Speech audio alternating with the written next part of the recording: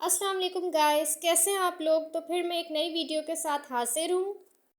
तो जिनकी तस्वीर आपको नज़र आ रही है इनसे तो आप सभी बखूबी वाकिफ़ होंगे। ये वाक़या हाल में ही रोनुमा हुआ है, तो आज हम इसी वाक़ये पर तबसरा करेंगे।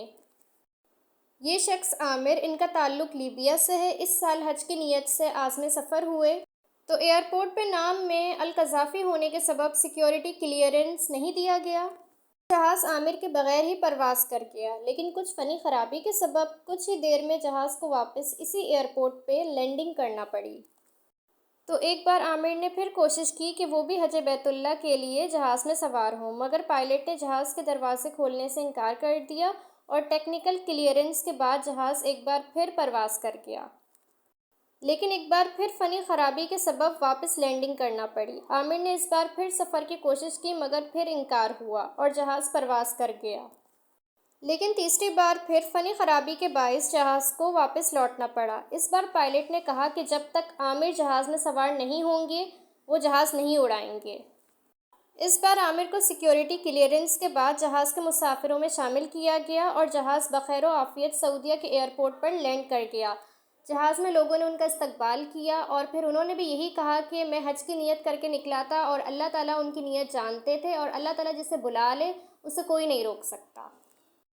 कहाँ की दौलत, कहाँ का मनसब, कसम खुदा की ये है हकीकत, जिन्हें बुलाया है मुस्तफ़ा ने वही मदीने को जा रहे हैं। तो बुनियादी तौर पर इस वाक़ये को सुनाने का, इस वाक़ये को बताने का क्या मकसद है। ये वाक़या अल्लाह ताला की कुदरत का एक करिश्मा है कि जब अल्लाह ताला कोई फ़ैसला कर देता है तो दुनिया की कोई भी ताकत उस फ़ैसले के बीच नहीं आ सकती। वही होकर रहता है जो मंजूर खुदा होता है और अल्लाह ताला की मर्ज़ी के बगैर एक पत्ता भी नहीं हिल सकता। अल्लाह ताला हर चीज़ पर कादिर है बेशक। तो हमें ये चाहिए कि हम अल्लाह की रस्सी को मजबूती से थाम लें, अल्लाह को राज़ी करें। जिसने ये कर लिया तो उसके लिए दुनिया और आखिरत दोनों में कामयाबी और कामरानी है।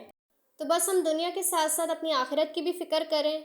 और हाँ, एक और बात भी है कि हमें अल्लाह ताला पर इतना पुख्ता ईमान होना चाहिए कि हम अगर किसी मुश्किल में फंसे हैं या फिर हम कुछ हासिल करना चाहते हैं और अभी फ़िलहाल हमें कोई रास्ता नहीं नज़र आ रहा, लेकिन हम अपनी तरफ से कोशिश कर रहे हैं, हमारी नीयत साफ़ है, बेशक अमाल का दारोमदार नियतों पर है, तो अल्लाह ताला भी हमारी ज़रूर मदद करेगा, हमारी कश्ती को किनारे तक ज़रूर पहुँचाएगा। हम अपनी मंजिल से इंशाअल्लाह ज़रूर हमकिनार होंगे।